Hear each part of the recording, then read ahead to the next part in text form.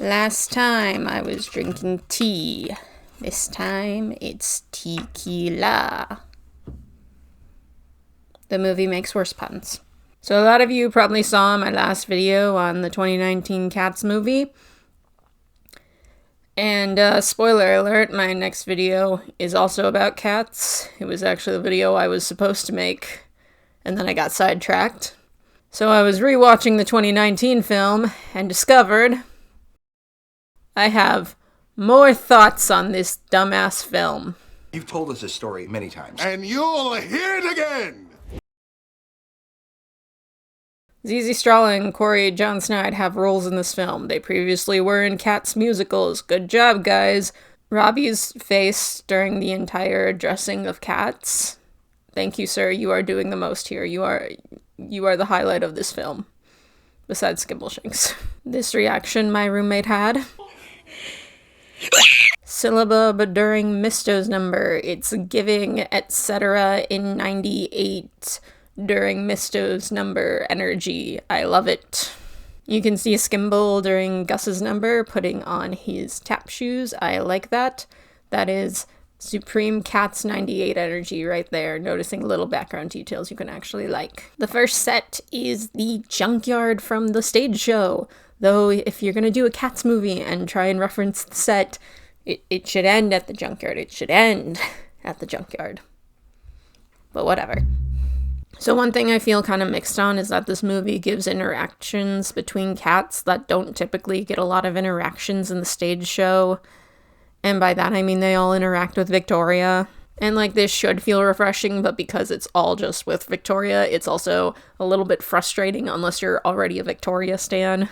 And even then, that doesn't automatically mean you'll like the interactions, but, you know, whatever. To each their own. Let's move on to things I hate. I have enough things I dislike about Old Deuteronomy now that I can put in its own section. Way to go, me. Why am I Italian? Judi Dench. She has so little presence in this movie that I forget she's there most of the time. Like, you know, you feel Old Deuteronomy on stage when he arrives, but like in this movie, it's like, yeah, sure, she's there. Wait, she's there, right? Like I always forget she's there. Because like all the cats are so excited when Old Deuteronomy arrives in the stage show, and you like feel how much and how important it is, not just because it's actually a duet song, that they didn't make a duet song in the fucking movie.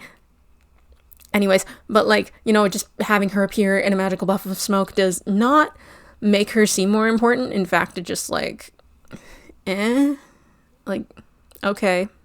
You didn't really like make me feel anything about her presence because none of the cats are reacting to her because we're all just focused on like these three main cats, which, why there are main cats, and I'm losing track. Oh my god, I've taken like 3 sips. So because Old D misses Grisabella's song in this movie, it means that we're missing the part where Old D, you know, is the one who actually is deciding who the Jellicle choice is, and when he decides it in the stage show, his thing in the stage show is that he's trying to get the other cats to see why Grisabella should be the choice, and like, you know, he ends up succeeding, especially with the help of Jemima, you know, best girl. But because she misses the song in this movie, we completely skip over that because, you know, it's all about Victoria now. And then it actually becomes Old D making the choice and not just, you know, the tribe making the choice. It should just be one cat. All the cats need to make this choice. You know, Moments of Happiness is supposed to be Old D trying to convince everyone, not just, oh, I'm singing a random song about happiness. No, it's directly in reaction to Grisabella. And, you know, now Moments of Happiness is about Victoria. Fuck you, Victoria. I'm so sorry, Victoria. This is not about you. It's about the horrible 2019 film. Also, because Old D is a woman, we can now imply that she and Gus fucked. We can make this into the stage show without the gender reversal. I need a microphone that doesn't go so high so I can move over it. Either way, I can't believe they made Ian McKellen straight. That's disappointing. Also, there's this line at the end of the movie that bothers me. It's when, like, Old D is like, congratulations, Victoria. You are a Jellicle now. You are a Jellicle cat.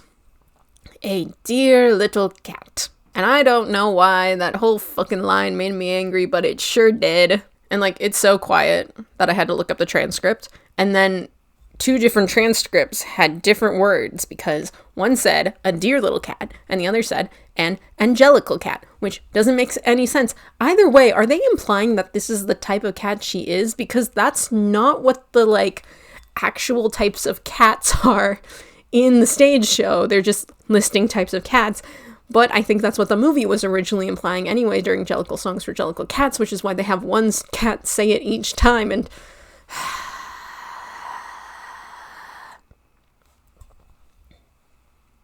also, why does everyone just keep moving Victoria out of the way of old D? Like, anytime old D comes up and she comes near Victoria, they're like, oh, we gotta get this cat out of here. And it's like, is it because she's the Jellicle leader and you're just trying to make space for her? Or do you think she will actively be offended that Victoria exists? Because she doesn't seem offended that Victoria exists when they have a one-on-one conversation 5 minutes later. So what's the point? Are they afraid they're gonna get in trouble? Or is it just like, dumbass, move out of the way. This bitch is coming. Oh my god. Either way, like, Victoria should understand the phrase Jellicle leader, but is she, like, so in awe of the Jellicle leader that, like, she actively can't even move her legs? Like, is that the point? Because, like I said, there's not enough presence in this movie for me to understand why Victoria would think that, or, like, be so in awe that, like, she can't even move. Let's move on to other things. Growl Tiger is an in-universe, fictional character. I don't care what your fan fiction says. This is a fact of cats. Same for Griddlebone. So why are we wasting so much time on this fucking barge in the movie? Because I feel fucking nothing every time we're there. Like, yep, we sure are here. Also, best girl Bamba, but, like, not in this movie best girl, best stage show girl. Is that's the name of that one horrible movie about strippers, right? Stage show girl. Anyways, Bamba, she just disappears. She go bye-bye, and we never see her again. Like, Macavity's like, come here, girl. And then they disappear. And Macavity appears again, but not her. She's just gone. She's just gone. Wow. This hits hard. When was the last time I drank? Okay, also, like, the music for, like, the final fight between the Jellicle, the 4 Jellicles that are on the barge, and then Growl Tiger is, it's the same music from the Macavity fight in the stage show. And let me tell you, this is the only time I will say this. Andy is not very good at choreographing cats. I think we can all agree he is not as good at Gillian Lynn. But one of the things he did do better, which is not a lot, is the fucking fight scene. The fight scene between Macavity and Demestrap is so good in the Broadway revival. It is actively amazing. It feels almost like cult-like, like they're all standing in the background, they're, like, dancing on the beat while they're stomping on the beat, and, like, the fight is going down. It is so good. It's very good. It's very good. And, like, I'm amazed by it. I, like, could watch it all day. But then, like, you have the fight scene here, and it's just like, this is embarrassing. This is actively embarrassing. And I think it's just there for comedic relief. Either that, or Tom Hooper is like, no, there's no way.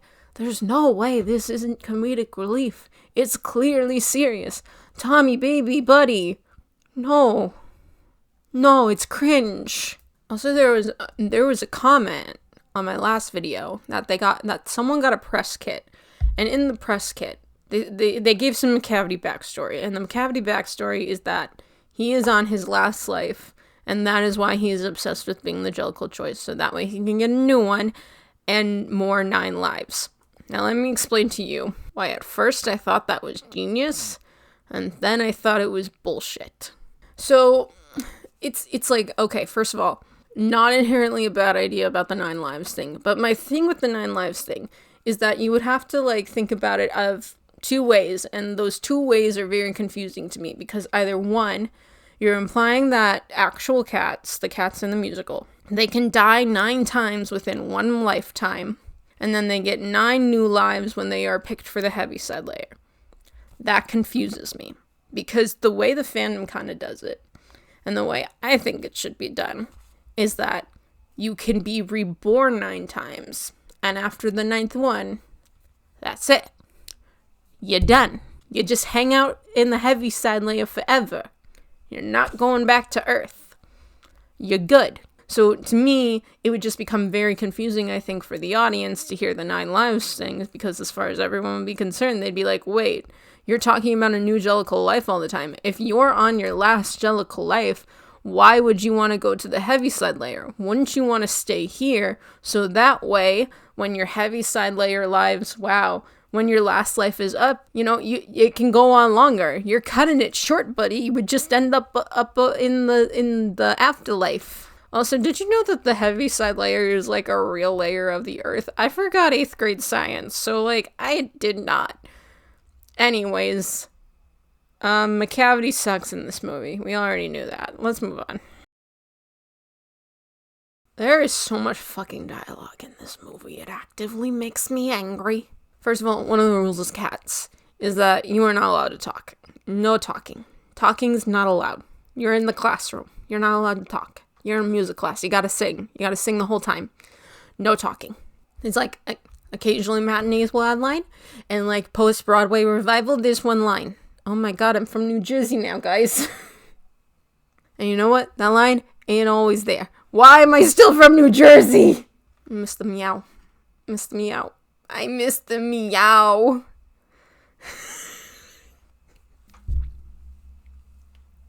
Meow.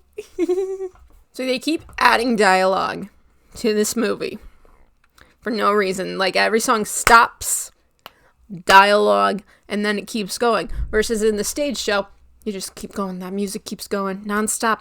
Baby, the poor goddamn orchestra. But you know what? We don't have to think about the goddamn orchestra, because they can take breaks, because this is pre-recorded. Or it should have been, you fucker. You know what fucker you are. That's my window. Also, Misto, my boy, why are you yelling your name during invitation of cats? I'm from New Jersey again. Right? That's what it sounds like. It sounds like I'm from New Jersey. I should throw people off. Start using different accents. I was in New Jersey once. And no other cat does this, because they just wait for their song to show up. And then, they don't even bother naming half the cats in the movie. Did you notice in Macavity? He never gets a name. So in the stage show, they use the naming of cats to name several cats. And personally, if I was adapting it, and if I was doing cats, I would take out names that they don't actually... Oh, wow, that sucks.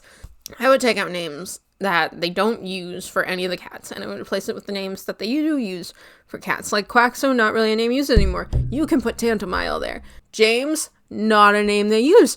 Put fucking etc. there. Put fucking anything there. Put Cassandra there. Cassandra. Beautiful cat. Beautiful lady.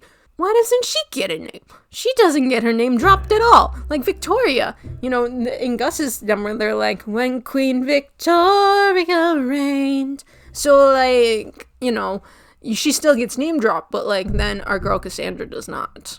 And the naming cats names, half the characters. Bombalurina doesn't even get named, and the only reason we know it's Bombalurina is because she sings a song. But if you didn't look at the credits, you would just assume she was, she could have easily been Demeter, because honestly, Demeter doesn't get named in this film, because, again, they cut out most of the naming of cats. The naming of cats is a song that at one point in my life I think I didn't like as much. And then I listened to it a million times and I'm like, I love this. This is one of my favorite songs in the whole musical. One day I will rank all the musical songs. Number 1, Rum Tum Tugger. At the fucking bottom is Growl Tiger. Growl Tiger sucks. Anyways, the only cat that gets named in the naming of cats is Alonzo.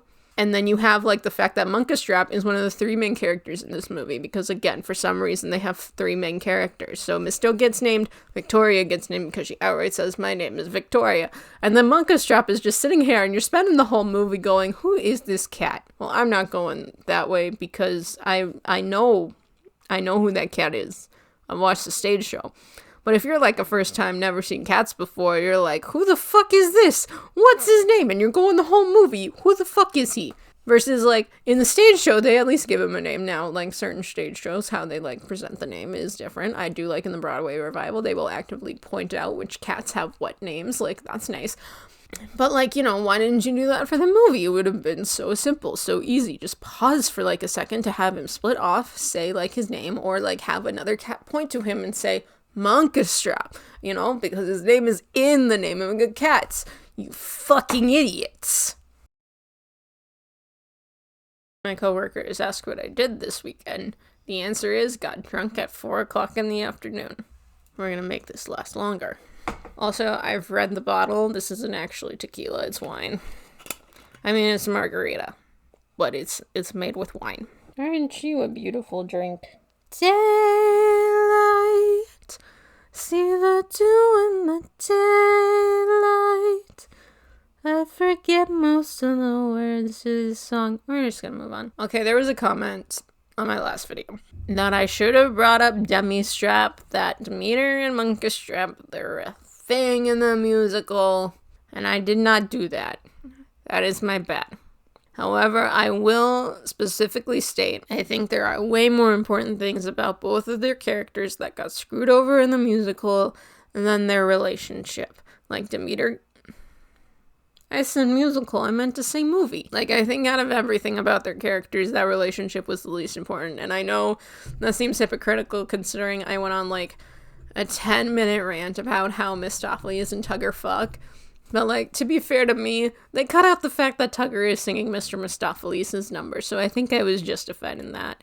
And then you can also say, well, you're talking about Demelarina. Well, here's the thing. Demeter and Bomba's relationship is so important to both of them as characters, especially Bomba, because, you get the vibe that, like, Bomba is, like, oh, she hates everyone, and she's so stuck up, and, then you see her with Demeter, and it's like, oh, you love her so much, and, like, whether you view it as, romantic or familial, the latter, you're wrong, get out of here. Also, to that person who said that they were in, like, early 2000s Cats fandom, like, the fandom has evolved. I get that a lot of people thought they were sisters. A lot more people are on the lesbian side now. Come on, people who are getting with it. Where was I? The 98 film. The good one. The one that makes me remember that I'm gay. Is, Alonso and Demeter went on up together after the fight. They had to get together. But there was also, like, implications before the fight that they were together, because a lot of the time, like, Alonso would just run over Demeter. No, wait. The other way around. Demeter would run over to Alonso after the Grisabella shit, and, like, he would comfort her. And then, 98 came out, and aside from the fact that, Bomba was doing that now, just pointing out, they made it so that, like, after the fight, which is normally when Alonso and Demeter get together, Alonso does not get it together with Demeter, because I think out of all the characters, Alonso kind of gets screwed in the 98 film, and he's probably the only one. But then, Demeter ends up with Monkestrap instead. And, for the rest of the show, and by that I mean for the Mr. Mistopheles number, they're close. Like, it's just for the Mr. Mistopheles number. And even then, it's not for most of it. But, like, after the 98 film, like, production started to, like, phase out Alonso and Demeter and go, okay, Demeter and Monkestrap. So, if you're a canon couple, you're subject to change, which is why Demelarina always wins, because no matter what, Demeter and Bombalarina will always sing Macavity together. We always get something. Who's really hot? Susie Malloy. Nothing against Monkestrap and Demeter as a couple. Characterization wise, they're fine. I also don't think it's very interesting. They're almost, like, too similar to each other in a way, and that's why I'm not a big fan of it. The 98 film also just does a horrible job of building up to them being a couple, because it's like I think they have like one, maybe two interactions throughout the entire film beforehand, okay? And then they just get together, and, like, this is a problem with the 98 film. I mean, like, Plato and Victoria get together, and I don't even think they interact once until they do. And I think the Broadway revival actively does do a better job of pointing out that they're a couple, because they, like, dance together, and, like, there's a point where Macavity appears, and, like, Monkestrap is like, I'm gonna protect you. I'm T-posing. And he, like, slightly protects her, and then, like, Macavity scare go bye-bye. There's stuff. There's actually stuff, but, like, beforehand, which, like, I'm guessing, I don't remember what words I was saying. Like, legitimate facts about the 98 film. They don't interact much, and that's most people's introduction to cats. See, the problem is that I would have had to, like, do so much explaining to, like, talk about the fact that Macavity and Demeter end up together. And it's really, and so much would have to be changed to explain why this happens in the musical and why it doesn't happen in the movie, that I think I just was, like, too lazy to do it. But it's also, like, you know, it's like the least important part of the musical to me, that couple. Out of all the, like, canon couples, they interest me the actually, won't lie, Plato and Victoria do not interest me at all, because I don't get any characterization from Plato no matter how much I try. Talking about the 2019 film. But, like, Demeter and Macavity don't interest me either, you know? Like, arguably the most interesting one is Bamba and Tugger, and I don't even think they should end up together. I think they should hook up a couple of times and then call it a day and go make out with their respective partners. Their respective partners being Demeter for Bamba and Bestow for Tugger. I can do a flip. Did you guys know that? I can't do a flip. I can do a cartwheel, though. Either way, there were bigger problems with the characters. I'm gay. Did you know that? Okay, so the stage show, it obviously takes place over the course of one night. And so does the movie. So when you remember that, so many decisions make less sense. Especially when it comes to Victoria. Because Victoria in the stage show, you know, you just get kind of like, she's already part of all the Jellicles, so you don't have to do that much brain work to explain, like, her relationships and stuff like that. It's like, oh, she and this random cat get together. But at the same time, you're like, maybe they were dating beforehand, or, like, they had mutual crushes. But, like, you know, she's already part of the tribe. He was already part of the tribe. So clearly, there was probably some kind of connection there prior to the events of the musical that would make them want to get together during the Jellicle Ball. I'm falling! You think I'm acting drunk, but the truth is, I actually am drunk. It's not even 5 o'clock in the afternoon. Oh boy, this is embarrassing. My Irish ancestry would be disappointed in me. We're gonna talk about straight people again. Right, Mr. and Victoria specifically, because that romance now makes even less sense when you remember, right, it's been one night. He met her tonight. He met her that night, and they're gonna end up together. At best, they to get a hookup. Like, I've been in that situation before where you, like, met someone and you're like, dang, I want that. But, you know, I didn't act on that. I waited months to act on that. But, like, you know, dude, it's been 12 hours. Why are you making out? You guys are not gonna enter a good relationship. It will be boring as shit. You'll realize you're not made for each other. And then Victoria will end up with Macavity because they had way more chemistry. And you'll get back together with your ex, the Rum Tum Tugger. By the way, I think Victoria... Nope, that's not the correct cat. I think Misto and Tugger are exes in this movie. It's so easy to see if you, like, you know, are gay. But also, like, you know, that makes more sense to me if, like, they're exes. At least everything Misto does makes more sense, because then it's like, dude, you clearly broke up with your ex, like, 3 days ago. And that's why you're mad that, like, this girl you have a vague attraction to is, like, into him. But it also makes sense why you immediately hone in on this girl, because you're on the rebound. You're not really thinking about it. And the funny thing about, like, the Mr. Victoria thing is there's, like, one scene where they're alone together. And, like, before that, they probably say, like, 2 words to each other. And it's like, dude, why does she even trust you? You're a random dude. She doesn't even know you. She didn't know your name till, like, not 10 hours, like an hour ago. So why do you automatically assume you're gonna be together? Why do either of you assume that? Because, you know, it sucks and it's weird. And, like, they're not gonna last after this movie. It'll last, like, maybe an hour. No, it'll last, like, I give it 2 months. No, wait, they're cats. I give it 3 weeks. No, wait, I give it 2 weeks. No, wait, I give it 3 days. They're not gonna last that long. I could write fan fiction about this movie. Did you know that? I've got multiple fan fiction ideas in my head. Like, first of all, I'm like writing a whole fan fiction, and by that I mean I'm telling it to myself to sleep as a little bedtime story, where I'm like, yes, this is how we make Bomba better. This is how we make her more like her stage version. Clearly she was like memory controlled. And it all starts with a couple of kittens going missing. So Victoria gets abandoned, and if you cut that out, the romantic subplot makes more sense, because then you could be like, oh, they liked each other before this, you know? Like, do you ever enter a movie? There are certain movies, and they start out where it's like the guy has this very obvious crush on this girl or something, and you don't really question it, because it's clear that they've like known each other beforehand. You stop getting hit.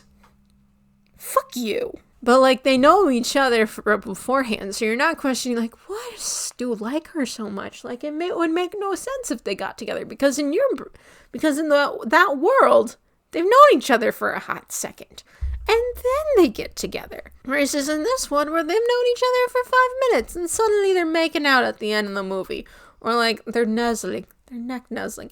I will tell you now, Cats fan fiction, they do not nuzzle. They stick tongues down each other's throats. Romance has no stakes. They like each other in the first 10 minutes and like, yep, that's definitely it. They're gonna get together. I'm not worried at all. There's no obstacles aside from like Tugger for 10 seconds. And did you notice Victoria is not affected by memory? After she hears it, she's just like, yep, that's a song. Let me go join this group. Anyways, she is not affected by memory at all. And you would expect her to. And it makes sense why the only cat affected by memory in the stage show is old Deuteronomy, because old Deuteronomy was the only one to hear it. And then Jemima gets affected, but like, you know, she's the one recognizing, yo, we gotta let this cat back in. Old D is correct on that one. So like, she's trying to convince everyone with like, you know, by helping Grisabella at the end. But the thing is, because Victoria was not a part of the tribe beforehand, she could easily just leave. She could find out that they're being dicks to this cat, who, as far as she is concerned, her only crime is going off with some dude. She doesn't know what Macavity did. They haven't explained Macavity to her. She doesn't know who he is. And yet, we're treating it like a given that she's supposed to know that he is the ultimate baddie. So obviously, Grisabella going off with her would be a bad thing. But she doesn't know Macavity. So ergo, she doesn't get why these cats would all be mad at Grisabella for going off with him. Like, she should realize these cats are kind of jerks. And there's no reason to automatically trust these people. Girl, you met them today. I mean, tonight. And in the stage show, it makes sense why she would automatically believe that everyone around her is right. Because, you know, she's a jellicle. She's already been a jellicle. So it's like, yep. Obviously, the grown-ups and adults around me are right. But even then, she doesn't fully believe them. But she's not just gonna automatically leave them because they're her family. And, like, she tries to bring Grisabella back. She's like, I'm gonna get you back in. And every time, they're like, nope. Sorry. Until the end, when they're like, yes, we made a mistake. Victoria, you're right. Go welcome this cat back in. By the way, if I was doing a movie, I would, like, frame it. So that way, like, when Victoria is looking for permission for the touch at the end, she would look to Demeter and Tugger. Because, like, based on their interactions, she clearly heard those two the most. So, like, all I'm saying, I got ideas. Let me direct the next Cats movie. Also, Homegirl has, like, no authority to decide that Grisabella is allowed to sing at the end. Old Deuteronomy lets her sing in the stage show at the end, and all the other cats are like, fine, but like, we're not gonna look at her because we're dicks. But like, Victoria, girl, you just got here. And be like, what is an equivalent to this? Okay, it'd be like if in the first episode of season 4 of Supernatural, Castiel told Dean and Sam to trust Meg. There. You get it now, right? I'm assuming you've all seen Supernatural. Or at least have been on Tumblr. You know, it makes no sense. Like, this newcomer is like, yep, trust this person. Let her sing. Versus, like, when their leader doesn't. And they're like, damn, that's a good point. We're gonna listen. Because you're our wise old leader. But that doesn't mean we're gonna like you. And then it's like, we were stupid. We should have let her back. There's this thank you from Grisabella after, like, they sing part of Beautiful Ghost, and I'm like, wow, fuck you. I hate this movie. And then they play Beautiful Ghosts during the end credits. But you know who's singing it this time? Taylor Swift. And somehow, they made me hate it even more. Because she's not playing a character. She's just Taylor Swift. And Taylor Swift singing about how, like, oh, I have no good memories in my life. No one took chances on me. I have had a horrible life. Don't you understand? Now I have privilege. Like, girl, shut the fuck up. Like, girl, I can't consume any form of media without you being there. Okay, now I don't know who Taylor Swift is. Who is that? I can't even picture her face. I did dance. I am not a professional dancer. And you know what I am? Not a filmmaker either. I didn't go to film school. But Tom Hooper is horrible at filming choreography. See, sometimes it's like, yes, it's fine. It's fine. Other times, it's flat or so far away, I might as well be looking at nothing. Literally, bootlegs are better at this point because, you know, aside from the fact that it's filmed by someone who loves the show enough to risk getting kicked out of it,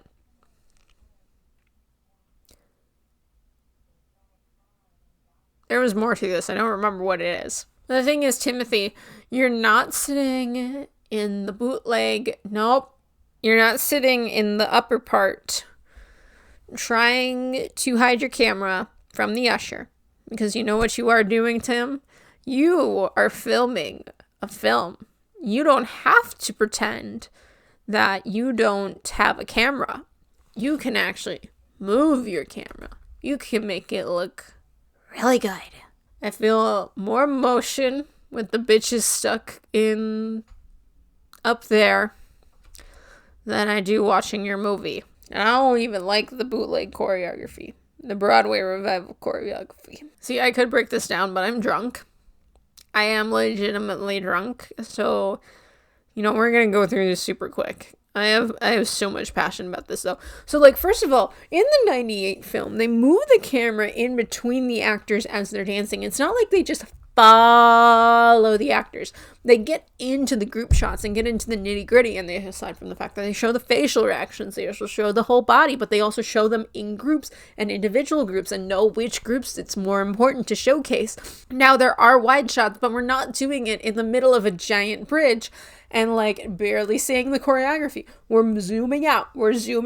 And you know when we zoom out, you know what we see? All the choreography. We're seeing all the choreography. And it's not just bad because the choreography in this movie is objectively worse than it is in the 98 film. I am sorry, Andy. I know you're a good choreographer. You should have just never touched cats, though. I don't care that she choreographed Hamilton.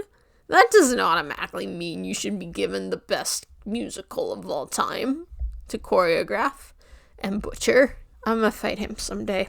He and I, back of a 7-Eleven. Sorry, buddy. You did this to yourself. It doesn't help that there's, like, stuff in the way. They hide half the stuff behind, half the choreography behind other choreography, so you can't even see the choreography. And I don't even mean it like a, like, oh, someone's in the way on accident. I mean it like a, dude, all the interesting half stuff is happening over there. Why are we focusing on other shit? I also just don't feel any connection to the Jellicle Ball in this version, which is really upsetting because I cry over the Jellicle Ball during the 98 film. It's so beautiful because we're left with so little characterization for any other cat except for the main three, that I don't feel anything when all the cats get together and they start dancing. And I'm like, why do I care about any of these dancing cats? They sure do just exist. Also, why is Macavity even the focus in the ball? The point of the ball is to give focus to other characters. Macavity actually doesn't really have a lot of focus at the ball in the original.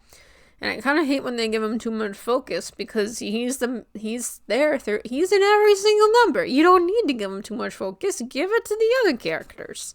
The Macavity choreography sucks because most of the time it's all in the background being done by the background dancers. And instead we focus on whatever random football player's girlfriend this is, just tromping around on the set, doing whatever. And I don't care. It's so boring to watch. All she does is roll her neck like, girl, do you need to crack your neck? Do you need to crack your neck? Is there a knot there? Go see a masseuse, baby. It's okay. And then all the choreography that she does is at the end when she's dancing with Idris Elba. And I get no energy from this because I don't know if it's the cuts or if it's the dance. It's the dancing. It's so slow. They have to slowly like step through it rather than actually flow through it like you're supposed to. Like, so dancing is not actually just like the solid poses. Dancing happens between the solid poses. It's getting from one pose to the other. That's the dancing. And I think it's because neither of them are trained to dance, so you gotta go slow. You gotta be like Macavity rather than Macavity. I'm not a singer. I'm sorry. And then I feel like they just didn't cast well, here's the thing. They cast a lot of dancers, and it's all the background actors. Ow! But they didn't give those cats personality. And you know the spiel. Did you know that there's no Tumble, Brutus, or Pouncival in this movie? Or they're like British equivalents. So they just have Victoria as a focus for a lot of choreography. And honestly, I'm not that impressed. Like, objectively, she's a good dancer. She was in a company. I think it was the name of company here. But, you know, it's not working for me. Like, Cassandra does this one move, like, dance battle with her. And then, like, Victoria's like, yeah, I counter with a not at all similar dance battle. You know, it's just like a million PKs, a million arabesques. Because someone is bad at shooting choreography, and another person is bad at choreographing casts. Go find a Broadway revival bootleg. And you know what you will see? Victoria getting lifted a lot. Take a shot every time. There's so much fucking lifting. Did you know they fucked up the White Cat solo? So I've been listening to this podcast called The Wrong Cat Died, and it's this dude, he interviews a lot of Cats actors, and the Broadway revival actress for Victoria, Georgina, I never looked up her last name. It's on screen now. She was telling this story about how when they were making the jump from, like, the London revival to the Broadway revival, they went with Andy for choreography, which was dumb. And Jillian was like, you can make whatever changes you want. You cannot change the White Cat solo. You will be fucked if you change the White Cat solo. Because, you know, she had, like, such a personal connection to it. So she specifically was like, no, don't change it. And, like, was 95 and teaching the actress for Victoria how to do the dance solo. And that's what she did. So that way Andy couldn't fuck it up, because he would. He did eventually fuck it up. Because in the movie, it's barely a solo. Most of the time, Vicky and Monk, they dance together. And then there's, like, one move from the actual solo. And I'm going to be honest, I don't understand how copyright in terms of choreography works. But, you know, you couldn't take, like, $1 million and just pay her estate or whatever because she died a couple of years ago. But here's the thing. If I could resurrect one person, it would be her. And I just want her to tell me every single note she has on the choreography, not just in the movie, but like in the original show, because I want to know how that woman's head worked, because every single pose, everything was intentional, and there was a reason for it, and it was telling a story, and god damn it, I need to find interviews of this woman. Anyways, Universal is a dick for not paying her estate for the choreography for that one song. So I have a lot of thoughts about Cassandra in this movie, specifically because I think Tommy, he was going to be like, yo, you know who should get into a cat fight? Cassandra and Victoria. Like, they're 2 seconds away from throwing a fist, baby. Because Vicky is, like, existing. And Cassandra hates her. And it always feels like they're in, like, a little bit of a competition with each other. Like, from getting Mister's attention, to getting Munkustrap's attention, to getting the Rum Tum Tugger's attention. Like, if you watch the Rum Tum Tugger number, when, like, Tugger goes, Victoria! All the other cats swooned. You can see her actively getting angry. I wish you weren't here. And like you view it and it's like, oh, okay, you're actively mad about this versus all the other cats who are like, damn, he's sexy. But the thing is, in the stage show, there's nothing like this. Like, because, you know, Bomba takes Cass's place a lot of the time in the show because, you know, Cass stole her place in the movie. But she never has this moment where she's like, ooh, I'm jealous of whatever girl Tugger is hanging around, except for in the Broadway revival. Fuck you, Tom. Wait, that was Andy. Fuck you, Andy. So, like, she's just her own person. She never gets mad at any other queen cat. So, you know, the fact that they add this thing with Cassandra and Victoria where they just, like, hate each other, and it's like, why? You know, I know why, but, like, why? One thing I do like, Cassandra hates Bomba in this movie, and I know a lot of you are going, wait, what? I thought you were just, like, complaining about, like, two characters hating each other. Like, yes, I was. Counterpoint, I'm asking questions here. Like, why does she hate Bomba? Like, there's clearly some history here. And that's one of the, like, biggest fun aspects of Cats is that you can ask questions. And when you ask these questions, it, like, gets your mind rolling. You're thinking. The fact that Cassandra hates Bomba, and there seems to be, like, a mini rivalry. I don't know what it is. But, like, there definitely is something, and I'm asking questions, and I want to write fan fiction about it. It makes no damn sense. Compels me, though. That's all I'm saying. I want Susie Malloy to play Bomba instead, though.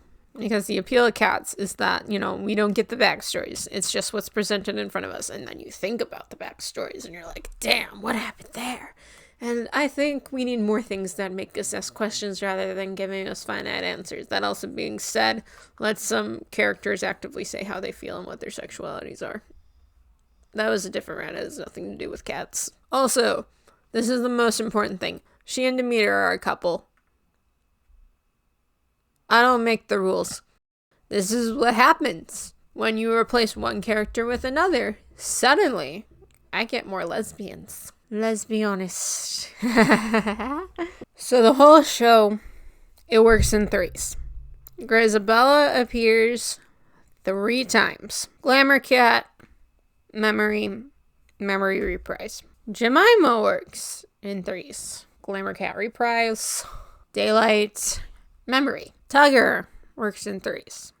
Sings about himself, sings about his dad, sings about his boyfriend. Demeter works in threes. Macavity. Victoria works in threes 2 times over. First, it's with Grisabella. Tries to touch her, succeeds. And then, you know, big moments. Invitation. Pas de deux. Touches Grisabella. We understand. Threes. You know, most things work in threes. That's the thing in fiction. I am sorry that it's getting darker. It's now officially 5 o'clock.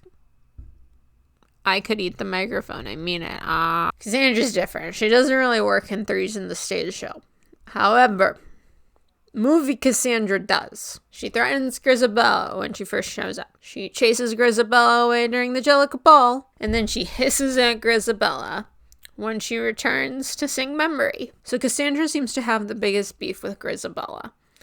In the stage show, it's kind of like meh. But in the movie, more than anyone else, she does. And it doesn't show in the same way that Demeter's does in the stage show. Because in the stage show, Demeter is the one who has the biggest beef with Grisabella. We all know this. While Demeter's sympathetic, Cassandra is angry. I almost said Demeter twice. Wow. Stay with me. I know I'm drunk, but I wrote this while I was sober. So if they wanted to do the thing they did, where they keep Victoria as the main character, but still get the stage show right, instead of old Deuteronomy being the one to touch Grisabella, you would have needed someone who, A, had beef with Grisabella and showed up in threes, and 2, needed a conflict resolved. If you don't get what I'm saying is Cassandra should have been the one to touch Grisabella at the end of the movie. Aside from it solving the problem of Cassandra hating Victoria, it would have also solved the problem of Cassandra hating Grisabella. And yeah, she still accepts Grisabella by the end of the movie, but because you made her so much more prominent than a lot of the other cats, she should have had like an actual resolved arc, which is why she should have been the one to touch her if you were going to try and actually adapt the stage show and do what you did already, which is, you know, adapt the stage show badly. At least it would have made sense. I think I made my point across with that, hopefully. One thing I see people always say is, oh, Cats should be an animated musical. It would make more sense than Suspension of Disbelief. Yada, yada, yada. Fuck that. Any other musical, go nuts. Make it animated. Whatever. Would make more sense. But not Cats. I get it. Seeing the cats as actual physical cats would, like, help the masses, like, with their suspension of belief when it comes to cats. But I don't want that. Because the biggest appeal for me with Cats is that Cats is a mostly dancing show. And unless you're going to get the bitches who did Barbie Swan Lake, you're not going to get very good animated dancing. And I want to see that physical movement. I want to see with that dancing. If I could change anything about Cats, I would make the Jellicle Ball longer. Because it's the entire 10 minutes is just dancing. If I could make a sequel to Cats, it would just be called The Jellicle Ball. And it would be 2 hours of dancing. It's amazing. I love it. I have cried over that sequence. Multiple times. Are there any other good animated ballet films? I've heard Leap is I've seen Leap clips. They seem to be decent. That all being said, I would kill for an animated TV series based on Cats. I don't know why. I just would. Probably because I in my head, it's like the fan fiction that I read. Andrew Lloyd Webber cannot be involved, though, because he makes decisions and I suffer. And by I suffer, I mean we suffer. We all suffer. If they made a sequel to Cats, though, I would watch it. I think it would be horrible. I would love it. In conclusion, the film is the opposite of the 98 film. Because the more I watch that one, the more I love. The more I watch this one, the more I hate. That's all I got, bitches. Thank you for watching. Yes, I am actually drunk. Do you have any additional thoughts about the 2019 film? How about the Broadway revival and how it butchers the original intentions of Gillian Lynn's choreography? Let me know down below. Don't forget to like, share, and subscribe as well. Also, I have a coffee. I don't have a Patreon, but I have a coffee. So if you want to do a one-time donation, I'll link down below. My last video was not monetized, and I'm recently having some car problems. So if at all y'all could donate, that would make it easier to pay for my car and rent. So thank you all very much. I will see you all next time. And I will be sober next time, I promise.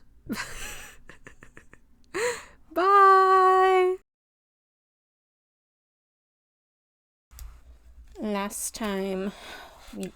Fuck, I can't get it open!